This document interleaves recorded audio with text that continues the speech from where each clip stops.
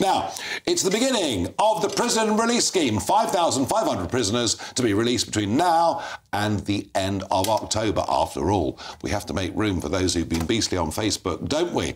Now, Charlie Peters, GB News' reporter, was down with a camera outside HM Prison Wandsworth this morning. Just have a look at some of these scenes. So everyone's been happy today, I'm sure, coming out there, haven't they? There's been a lot of happy people faces in the house, that's for sure. Yeah. So you're grateful to Labour and you're grateful to the... 100%, yeah. I'd Labour, I'm vote Labour all my life. Yeah. Labour's the one.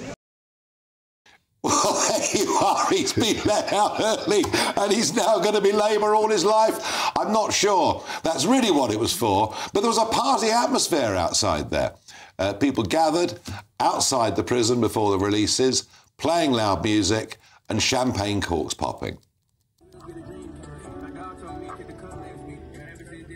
I mean, look, it's, you know, everyone's gathered, exciting, there's music blasting out. Well, not very many people. Where did they get the champagne from? No, there's a few. Well, you'll see that in a moment.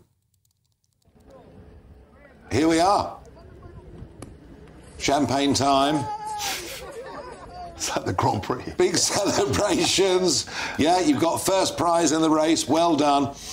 And I can also tell you that prisoners that came out were being given, and we can't show this on the television, but were being given already lit spliffs. But that's all fine, and that's what we do. Do you mean reefer cigarettes, as they used to call them in the old days, Nigel? That have a funny smell, absolutely. Yeah, very funny smell. A smell that's much more common these days than it ever was before. Joe, people serving up to 40% of their sentences, some as small as 20% of their sentences. Surely if they go to prison in the first place, they should stay there for a reasonable time. Yes, they should, if there's space and capacity for them. But actually, as we were just saying in the break, and, you know, the previous government was already doing this. So there is nothing new in this that's happened. We've got the backlog of COVID, which is clogging up the court with an awful lot of cases and some very serious cases waiting to get to court, and that means some people are held on remand for much longer than they should be. We've got a prison estate, as they call it, which is absolutely creaking at the seams and is in appalling conditions. I mean, it's coincidental that His Majesty's Inspector of Prisons report came out today and said, you know, our prisons are on a knife edge. But what you've got from this is the problem, and there will be people who slip through the net. It is inevitable. But you've got a probation service that's been squeezed until their pips squeaked. You've got people who won't have homes to go to tonight because they'll be homeless. You have got all sorts of issues to deal with this. But you've also got the problem, you know, I think, personally, that Keir Starmer dealt with the rioters in Southport and other places very quickly, very swiftly, and sent a message very clearly to people. But there are people out there, I mean, you hinted at it, Nigel, in your introduction, that domestic abusers are being set free. That is actually not the case. There may be people who... I mean, and this is very, you know, it's nitpicking, but there will be nobody who is in prison serving a sentence for domestic abuse who will be released under this. But who previously have served sentences for domestic abuse. So the issue here, I think, and it'll become much more dramatic, because some of those people let out today will almost inevitably reoffend. And their future victims, whoever they may be, will wonder to themselves, why on earth were these dangerous criminals allowed to be let out early? Well, it could be, Kwasi, because, you know, your party in government oversaw a population explosion of 6 million people and didn't build a single new prison. Yeah, so that was. I think the Conservative Party, my party, has some responsibility for this. Because we didn't build enough prisons. Come on, I mean, nowhere near enough. But, as I say, this is a policy. They've come in and they've decided, they haven't said, OK, we're going to build new makeshift prisons. They haven't said that they're going to... There was a report that they were going to send them to Estonia. They haven't done that. They made a policy decision to let, 1,700 prisoners out early. And they will be responsible. If any of these prisoners... Well, it's 5,500 by the end of October. In 2 months. Yeah. And if any of those 5,000, God forbid, commits a serious crime, God forbid murder or anything like that, the government will be partially responsible for that. Well, and that's a very serious thing. Well, it is. The previous government. And the previous... No, they're both... I agree with that. But what I'm saying now is that once they're in, there's a problem, and they can deal with that problem how they will. They can say, right, we can make makeshift prisons. We've had suggestions. What about of Estonia? prisons. Did that make sense No, to you? the Estonian thing was never. That was a complete Why not? fiction. Why? It was a fiction. But why would it not make sense? I mean, if they've got prison capacity I'm not saying it doesn't there. make sense. I'm just saying it was never. So the point I'm trying to make Because there is an irony about Estonia that we could send prisoners to Estonia with the cost of the taxpayer less than having been British prisoners. So what I'm saying is that the government is making political choices every day. And they will have to be held to account. Well, governments do so that. You can blame...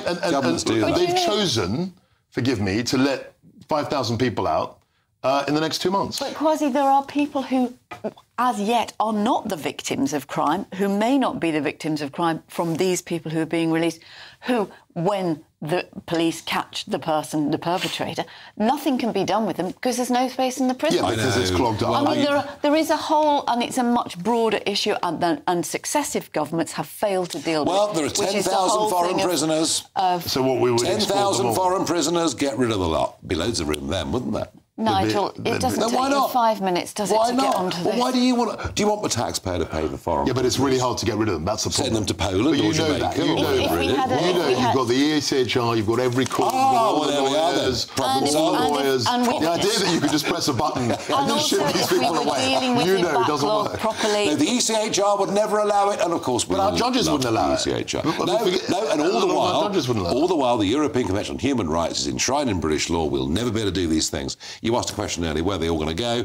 The Justice Secretary, Shabana Mahmood, said in the House of Commons today, I've authorised probation directors to make use of alternative arrangements, including budget hotels. Yeah. Well, some will go there, but some will just disappear. I mean, some will be on the streets tonight because there is nowhere for them to go. And, of course, that in itself creates a problem because if you don't have an address, how do you then get registered with all the ways. other I agree things? that the Conservative Party, my government, was responsible in part for this because we didn't spend enough money building prisons. No, sure. But there are ways you could deal with the problem as now. It wasn't inevitable that they were going to let out 5,000 people in 2 months. And that's a big risk. Well, that's what they're doing. Now, let's talk a little bit about politics, about the TUC. Those of a certain age can remember the TUC was immensely powerful and very, very political. I've just got a sense that this TUC is now starting to flex its political muscles in a way that we haven't actually seen for decades in this country. GB News' political editor Christopher Hope was talking to the TUC General Secretary Paul Novak earlier on today. I don't believe for one moment that most of those who voted reform at the last election are racist. But let me say this clearly and unequivocally.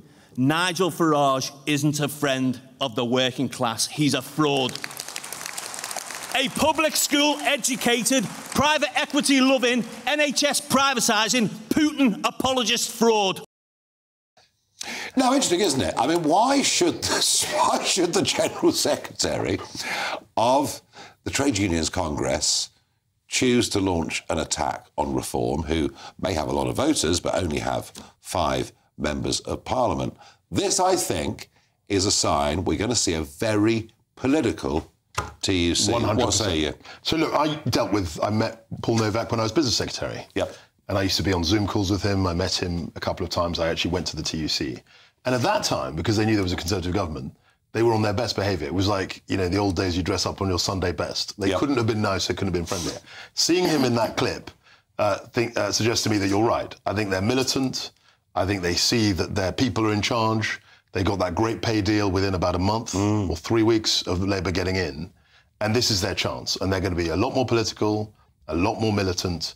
And I think they're as strong as they are since for 40 years. I mean, are we going back to the bad old days, Jay? Well, I don't think we are, because we haven't got that level of membership of trade unions, and we don't have the, you know, the huge factories, the car plants and things like that. I mean, there was a time back in the day when I think most people knew the names of trade union leaders. They were huge more figures. than cabinet ministers. Right. I mean, you might have known the Prime Minister and the Chancellor, but that was about it. But you knew those people like Jim Jones and all these guys. Exactly. The household and I think, you know, work has changed. The very nature of work has changed, and trade unions have had to change to adapt to it, because they're not getting the bulk membership that they used to from the factory gates. But they still, I mean, let's face it, they still fund About 85% of the Labour Party's income comes from trade unions.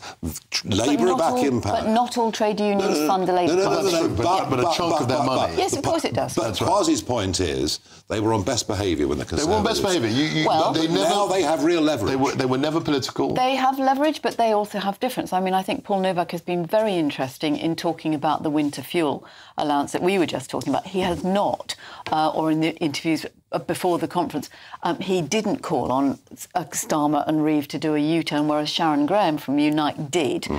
So there is a difference, there is a nuance. I think to a certain extent the trade union movement has always been the conscience, if you like, of the Labour Party, and there is no doubt that they will be putting pressure on a Labour government to do things.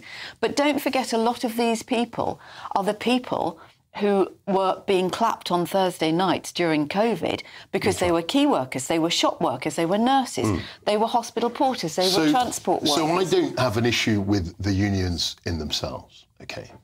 But what I was interested in that speech was he had a direct problem with you, which I love. But Nigel loves it. Of course you do. And you've got big shoulders. Don't play to it. No. But it was a very political intervention. That's the point. That was the point. I mean, Nigel was big enough to look after himself. And we're in politics and we expect personal hits. But what interested me was the fact that Paul Novak, who I had very, cordial professional dealings with, suddenly has become essentially a political actor.